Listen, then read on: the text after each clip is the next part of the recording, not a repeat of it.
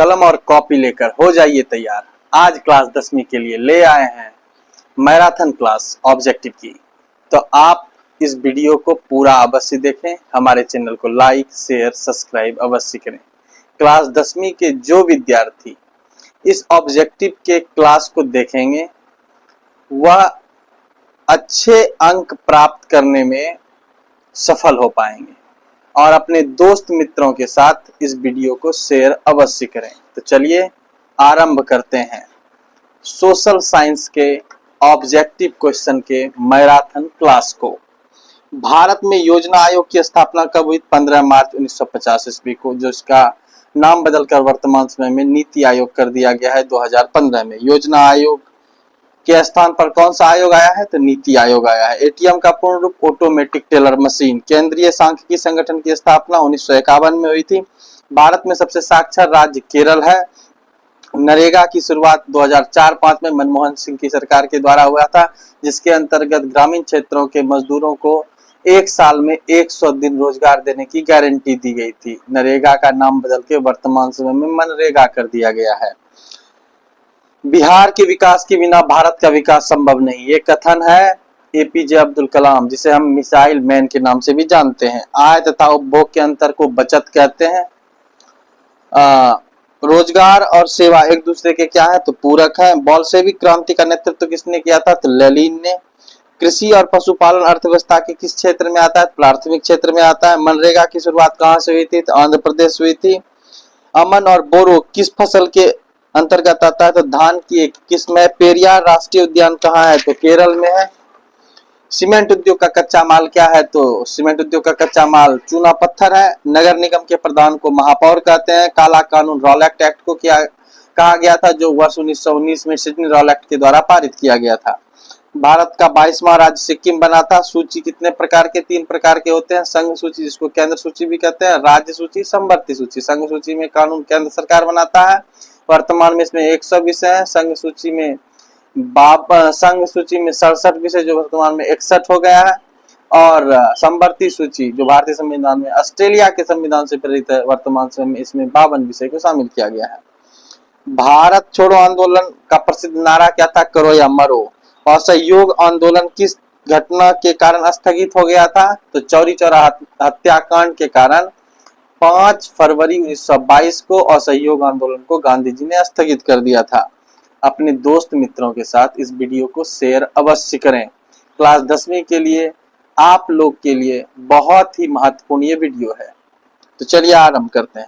राज्य में राज्यपाल की नियुक्ति कौन करता है? तो राष्ट्रपति। भारत में सभी प्रकार के चुनाव कौन कराता है? चुनाव आयोग। चुनाव आयोग की स्थापना कब हुई? 25 जनवरी 1950 को। भारत की आर्थिक राजधानी मुंबई है। सोशल साइंस के सभी मिले जुले क्वेश्चंस हैं जो परीक्षा के दृष्टिकोण से आप लोगों के लिए बनाए गए हैं। चैप्टर में बहुत कम ऑब्जेक्टिव है, इसलिए मैं आप लोगों के लिए चैप्टर के बीच से मुख्य वस्तुनिष्ठ प्रश्नों को अलग करके लाया हूं, इसलिए जिससे आपको बहुत ज्यादा लाभ प्राप्त होगा। चलिए वीडियो को पूरा अवश्य देखेंगे। गांधी जी चंपारण किसके बुलाने पर आए थे? राजकुमार शुक्ल के। आरएसएस की स्थापना 1925 में हुई थी केबी हेडेगवार के द्वारा। हिंदुत्व हिंदू राष्ट्र आरएसएस का प्रसिद्ध नारा है। राज्य तरंगिणी के लेखक कौन है? कल्हन है। युद्ध और शांति पुस्तक के लेखक कौन है? Leo Tolstoy. रक्त और लौह की नीति किसने दी है? बिस्मार्क की है। लोथल कहाँ स्थित है? गुजरात में। आयुर्वेद का जनक चरक को कहा जाता है। कांवर झील बेगूसराय में है, जिसे पक्षियों का स्वर्ग सलीम अली ने कहा था। कुशेश्वर स्थान दरभंगा में है। मिल्क मैन ऑफ इंडिया किसको कहा जाता है? वर्गीज कुरियन को कहा जाता है, जिन्होंने श्वेत क्रांति करी थी। भारत में पहली बार चुनाव कब हुआ था? तो 1952 में हुआ था। पंजाब केसरी किसे कहा जाता है? तो लाला लाजपत राय को कहा जाता है। मेजनी का संबंध इटली से था, जो कार्बोनरी एक संगठन से भी जुड़े हुए थे। मेजनी का पूरा नाम जोसेफ मेजनी था। इटली के नवनिर्माण में इन्होंने महत्वपूर्ण भूमिका निभाई थी। भारत में कितने प्रकार की मिट्टी पाई जाती है? 6 प्रकार की है। साख का आधार क्या होता है? ऋण लौटाने की क्षमता। आपका चरित्र जितना अच्छा होगा, आपको ऋण उतने ही आसानी से मिलेगा। इसलिए जब किसी भी व्यक्ति या चाहे बैंक से आप ऋण लें तो समय रहते उसे वापस अवश्य करें, जिससे आगे आपको ऋण लेने में किसी प्रकार की समस्या का सामना न करना पड़े। इटली का एकीकरण कब हुआ? 1871 में। जर्मनी का भी 1871 में ही हुआ। जर्मनी का एकीकरण भी 1871 में हुआ, फ्रैंकफर्ट संधि के अंतर्गत। कपासी मिट्टी को कपासी मिट्टी किसे कहते हैं? काली मिट्टी को कपासी मिट्टी कहते हैं, क्योंकि काली मिट्टी में कपास की खेती सबसे अच्छी होती है। भूमंडलीकरण की शुरुआत 1991 में हुई। नीति आयोग के वर्तमान अध्यक्ष प्रधानमंत्री होते हैं। प्रधानमंत्री वर्तमान में श्री नरेंद्र मोदी जी हैं, तो नीति आयोग के अध्यक्ष कौन हुए? प्रधानमंत्री नरेंद्र मोदी। लोकमान्य किसे कहा जाता है? तो बाल गंगाधर तिलक को। लोकनायक किसे कहा जाता है? तो जयप्रकाश नारायण को। महामना किसे कहा जाता है? मदन मोहन मालवीय को। लोकसभा के प्रथम महिला अध्यक्ष कौन थी? मीरा कुमार। लोकसभा के प्रथम पुरुष अध्यक्ष कौन थे? जीवी मावलंकर, गणेश वासुदेव मावलंकर। 3 साख पत्रों के नाम बोले बताएं तो चेक, ड्राफ्ट, हुंडी। 3 प्लास्टिक मुद्रा के नाम? Debit card, credit card, ATM. WTO की स्थापना 1 जनवरी 1995। WTO का मुख्यालय जनेवा। किसके संविधान को चार्टर भी कहा जाता है? संयुक्त राष्ट्र संघ के संविधान को चार्टर कहते हैं। विश्व में सबसे अधिक वन किस देश में है? तो रूस में है। क्षेत्रफल की दृष्टि से दुनिया का सबसे बड़ा देश रूस है। यूएनओ की महासचिव कौन है? प्रथम महासचिव ट्रिगवेली थे, वर्तमान समय में एंटोनियो गुटेरस हैं। जर्मनी के संविधान को क्या कहते हैं? तो वाइमर कहते हैं। नेपाल में संसद का नाम क्या है? तो राष्ट्रीय पंचायत है। राज्यपाल बनने की न्यूनतम उम्र सीमा 35 वर्ष है, राष्ट्रपति की भी 35 है।